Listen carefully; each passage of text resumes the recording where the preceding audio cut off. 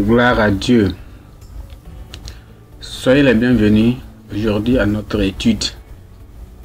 Nous sommes si ravis de se rencontrer encore. Prions, Père, nous te bénissons, te glorifions, te exaltons pour cette grâce, cette grande opportunité que tu nous as donnée de pouvoir étudier ta parole, dans l'entendement, la compréhension et l'obéissance à ta parole, au nom de Jésus. Nous te remercions car nous savons que tu nous as exaucés. Au nom précieux de Jésus, nous avons prié. Amen. Frère, c'est la fois passée, la semaine passée, nous avons parcouru un thème si important où nous avons vu la source de la vraie liberté. On a vu que la liberté est la seule chose que tout le monde cherche n'importe où dans le monde entier. Chaque pays, chaque continent cherche. Et la vraie liberté, ça vient de Christ, ça vient de Dieu. Si nous voulons vraiment la vraie liberté, c'est de se confier à Dieu et d'avoir cette vraie liberté. C'est dans le Nouveau Testament. Mais aujourd'hui, par la grâce de Dieu, nous allons continuer avec notre Ancien Testament dans le livre de Deutéronome. Dans les études passées, nous avons vu Deutéronome chapitre 20. On s'est arrêté à Deutéronome 20. Aujourd'hui, nous venons à Deutéronome chapitre 21 et Deutéronome chapitre 22. Et là, on va considérer un thème si vraiment important aussi qu'on va considérer comme le caractère sacré de la vie et des valeurs familiales. Le caractère sacré de la vie et des valeurs familiales. Et en regardant dans le chapitre, en considérant le chapitre 21, on considère que on voit vraiment exactement que quoi. Le chapitre 21 de Deutéronome contient des diverses lois et des réglementations ou des règles données par Moïse aux Israélites. Donc ce chapitre commence par des instructions sur la manière d'expier une meurtre non résolue. Donc si un meurtre a eu lieu et que le meurtrier est inconnu, donc les anciens de la ville la plus proche doivent effectuer un rituel, un sacrifice pour se purifier eux-mêmes et aussi la communauté de la culpabilité du sang. Ensuite, Moïse aussi donne des instructions sur la manière de traiter une femme captive qui a été prise en guerre, selon Deutéronome chapitre 21 à partir du verset 10 à 14. Donc aussi les Israélites aussi sont autorisés à prendre des femmes captives comme épouses, comme femmes, comme des épouses. Mais ils doivent aussi suivre certaines procédures pour assurer la dignité et le bien-être de la femme. Dans le chapitre aussi, ce chapitre 21 aussi traite également des droits du fils aîné. C'est-à-dire si un homme a deux épouses et que le fils aîné est de l'épouse moins aimée, alors l'homme doit aussi néanmoins donner au plus aîné une part, c'est-à-dire un double part de son héritage. Et enfin aussi dans ce chapitre, on voit que Moïse donne des instructions sur la manière de traiter un fils rebelle. Dans le chapitre 21 à partir du verset 18 à 21. Là on dit que si un enfant, bien c'est un fils, est obstiné et rebelle, ses parents doivent le conduire devant les anciens de la ville, qui le lapideront ensuite jusqu'à la mort. Voyez non. Donc dans le chapitre 22 aussi on voit que là-bas ça donne quoi, des diverses lois aussi de réglementation par Moïse qui donne aux Israélites. Donc ce chapitre commence par des instructions sur la manière de traiter un animal qui a été perdu auparavant à un voisin. Sinon, voyez non, si quelqu'un trouve un animal perdu, il doit le rendre à son propriétaire. Ensuite, Moïse donne aussi des instructions sur la manière dont les hommes et les femmes doivent s'habiller. Donc, les hommes et les femmes sont interdits de porter des vêtements associés au sexe opposé. Vous voyez non? Donc, dans ce chapitre, le chapitre traite également des lois relatives au mariage et au divorce. Et là-bas, c'est dans le chapitre 22 à partir du verset 13 à 30. On voit là-bas que la Bible explique que quoi, si un homme qui accuse sa femme de ne pas être vierge, le voir de leur mariage doit fournir des preuves. Si l'accusation est fausse, l'homme sera puni. De plus, Moïse donne aussi des instructions sur la manière de punir un violeur. Donc si un homme viole une femme, il doit l'épouser et payer une amende à son père. Enfin, le chapitre aussi termine par des lois interdisant le mariage de certaines personnes, telles qu'un homme et sa belle-mère, ou même une femme et son beau-père. Donc dans l'ensemble, le Deutéronome, on voit que c'est l'important de traiter les autres avec respect et de dignité et de fournir des instructions sur la situation sociale, ce qu'on appelle le respect social. Vous voyez, non?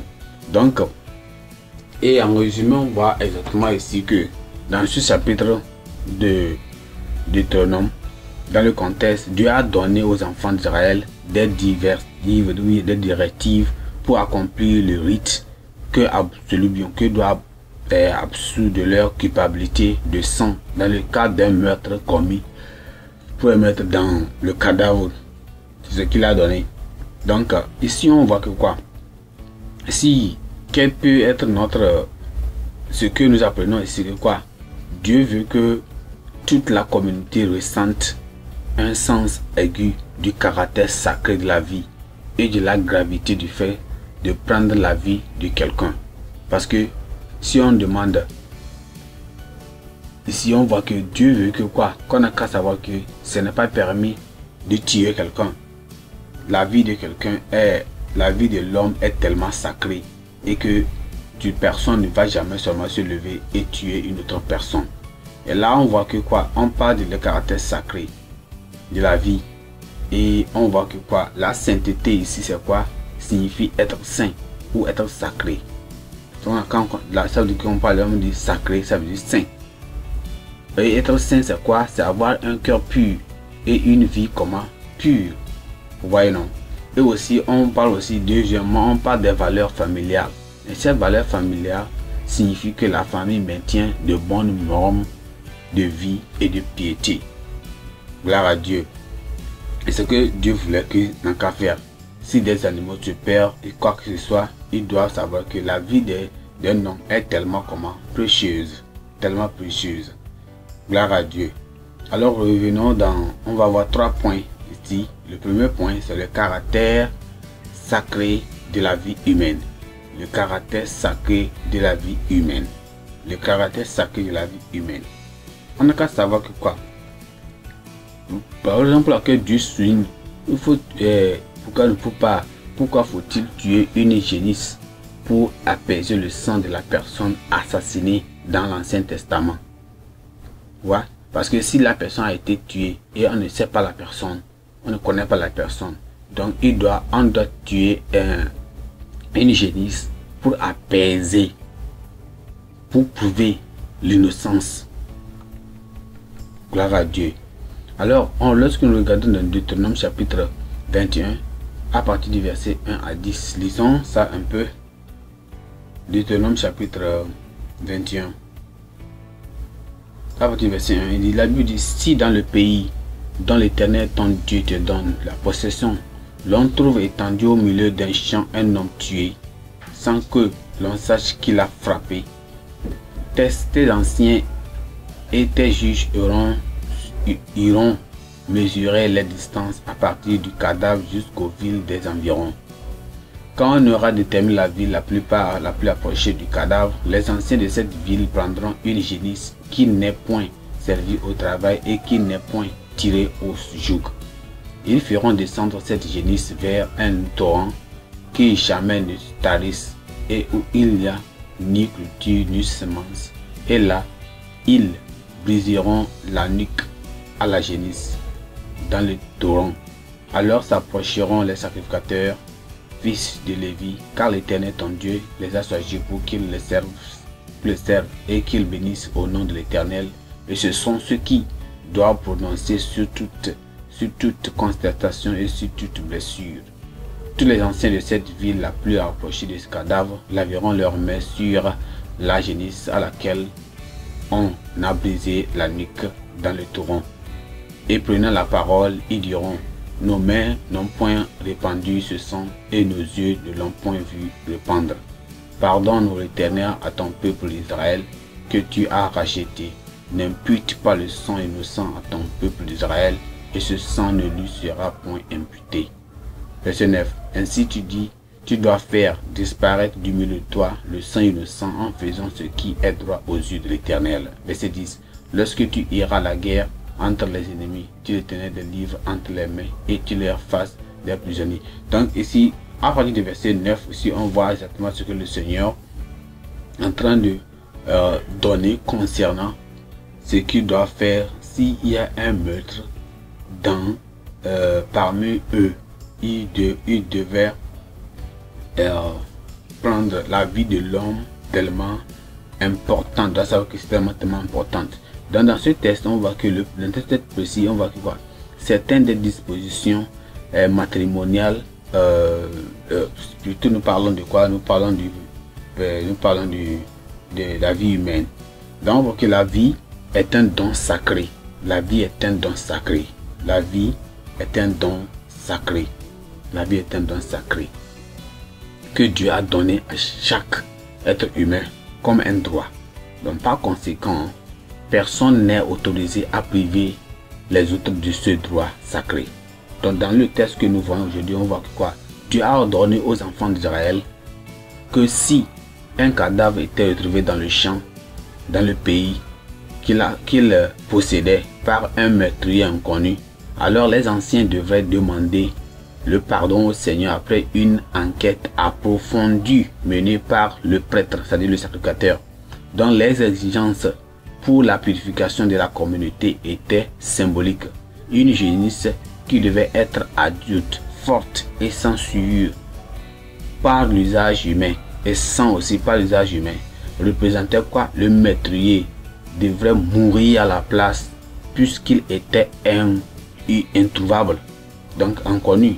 Voilà. Les anciens devraient se laver les mains sur la génisse qui avait été décapitée, c'est-à-dire tuée dans la vallée pour réclamer quoi? Leur innocence. Donc par cette directive divine, le Seigneur leur a montré le caractère sacré de la vie humaine et les conséquences de l'infusion du sang innocent. Donc il dit qu'il exigerait le sang ou la vie du quiconque aura été injustement ou bien injustement enlevé au meurtrier.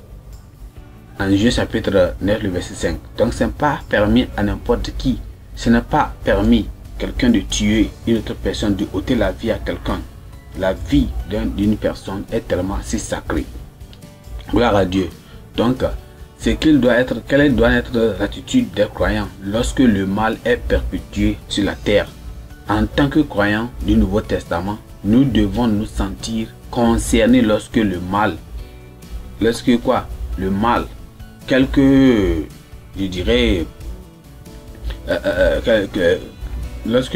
se répand et on ne sait pas comment cela s'est produit ou bien quoi. Donc on doit être tellement concerné. Nous devons être concernés étant enfants de Dieu. Nous devons être concernés parce que on ne sait pas qu'est-ce qui s'est passé. Et c'est ce que cette vie qui est répandue, mort de n'importe comment. On ne doit pas rester là-bas et le regarder. Donc, en tant que chrétiens du Nouveau Testament, nous devons se sentir concernés lorsque ce mal est produit. Gloire à Dieu. Lorsque ce mal est produit, nous devons être comment? Concernés. Nous devons être concernés par pouvoir et aussi lorsque pour voir qu'est-ce qui s'est passé à cette personne ou bien pourquoi ce mal-là a-t-il arrivé de cette manière. On doit être concerné. Nous devons être concernés. On doit être tellement concernés. On doit être vraiment concernés. On doit être concernés pour voir pourquoi ceci doit s'arriver de cette manière. Donc, on doit être tous les innocents. Et nous devons aussi pleurer, exprimer de sympathie à notre compassion et prier pour que la terre soit délivrée du mal. Lorsque nous abandonnons les crimes commis contre les innocents, dénonçons les criminels, nous montrons véritablement que nous sommes patriotiques. C'est ça. nous devons vraiment défendre la vie des hommes au nom de Jésus. Point numéro 2, on voit quoi? Le pardon. On voit le pardon ou bien le caractère sacré du mariage chrétien. Le caractère du mariage chrétien. Et lorsque nous lisons dans Deutéronome chapitre 21, Deutéronome chapitre 21, à partir du verset 10, à partir du verset 10, lisons à partir du verset 10, on va voir ce que la Bible dit là-bas. À partir du verset 10, la Bible dit: lorsque tu iras à la guerre entre tes ennemis, si l'Éternel te dit entre les mains et que tu fasses des prisonniers, peut-être verras-tu parmi les captifs une femme belle de figure et auras-tu le désir de la prendre pour femme. Alors tu l'amèneras dans l'intérieur de ta maison, elle se rasera la tête, et se fera les ongles. Alors elle quittera les vêtements qu'elle portait quand elle a été prise. Elle demeurera dans ta maison et elle pleurera son père et sa mère pendant un mois. Après cela, tu iras vers elle, tu l'auras en ta possession et elle sera ta femme. Si elle cesse de te plaire, tu la laisses. Tu la laisseras aller où elle voudra. Tu ne pourras pas la vendre pour de l'argent, ni de la traiter comme un esclave parce que tu l'auras humilié.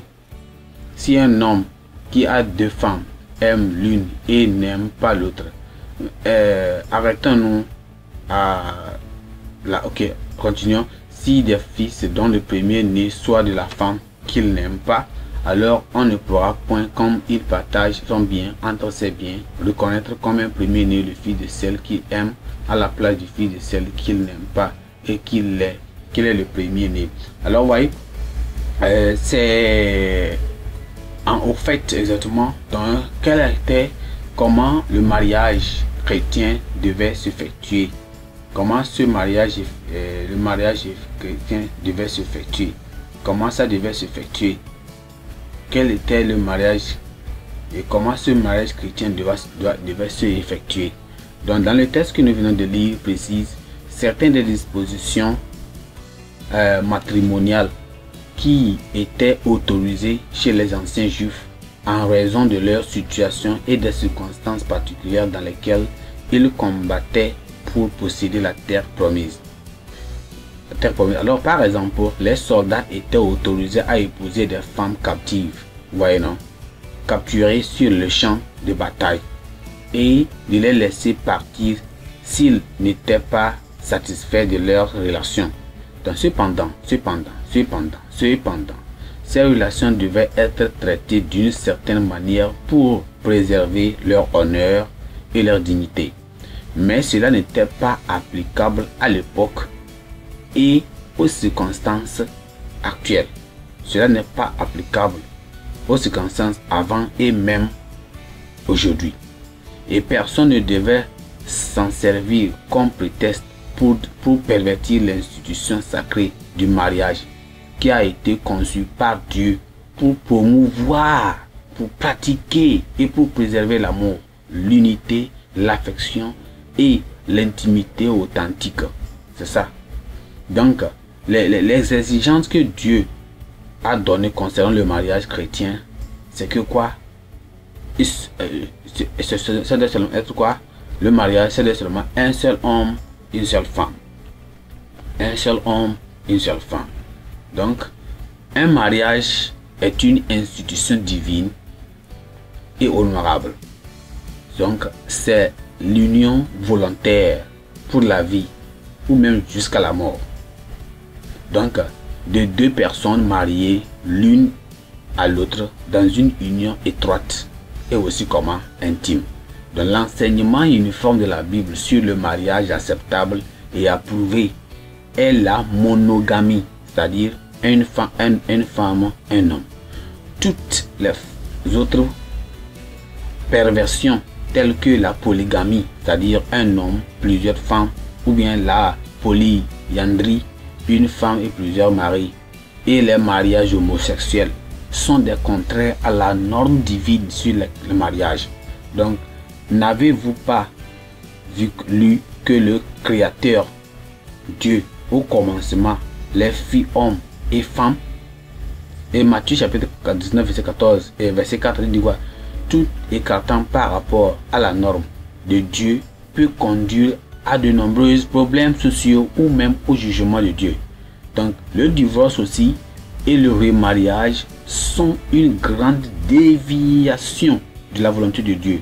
Donc le divorce dans la loi de Moïse n'était pas la volonté parfaite de Dieu, mais une permission, une volonté permissive due à la dureté de leur cœur, selon Matthieu chapitre 19 verset 8. Donc le mariage est pour la vie et le divorce est contraire à la volonté de Dieu. Seule la mort peut séparer le mari et la femme. C'est la norme de Dieu sur le mariage pour les chrétiens du Nouveau Testament. Gloire à Dieu. C'est la norme.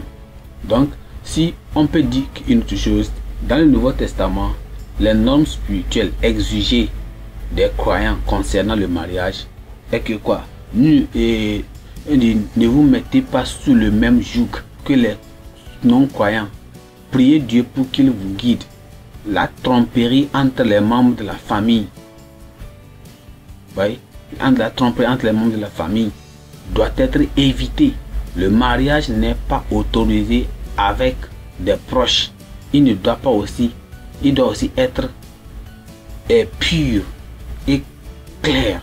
Le mariage est un moyen de pureté, de procréation, de partenariat, de plaisir, de subsistance et de protection. Mais il n'est pas permis entre proches parents. Entre proches parents, la famille se marier. Voyez non? Donc ces gens qui marient les familles là, c'est pas bien. C'est ça qu'on a l'insecte.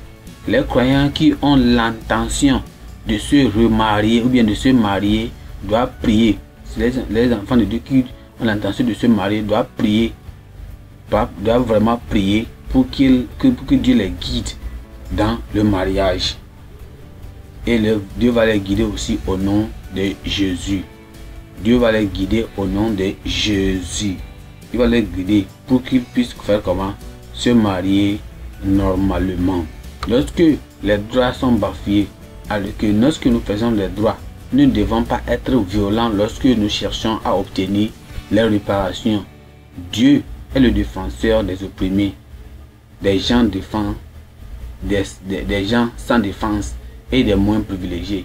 Il verra ce que nous soyons récompensés au moment opportun.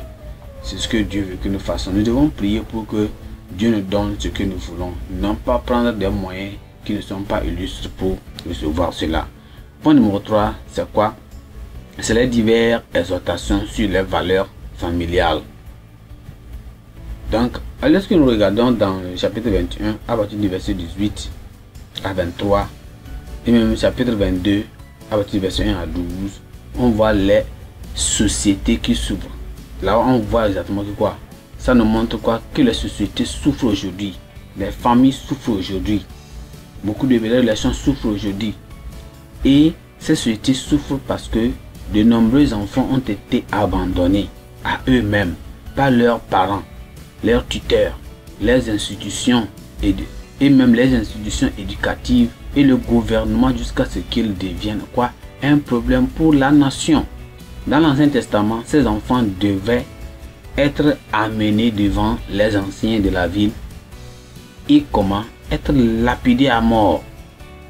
À notre époque, ce type de traitement n'est plus applicable, mais chaque parent et le corps entier de Christ doivent relever le défi de l'éducation de leurs enfants dans la crainte et dans l'avertissement du Seigneur.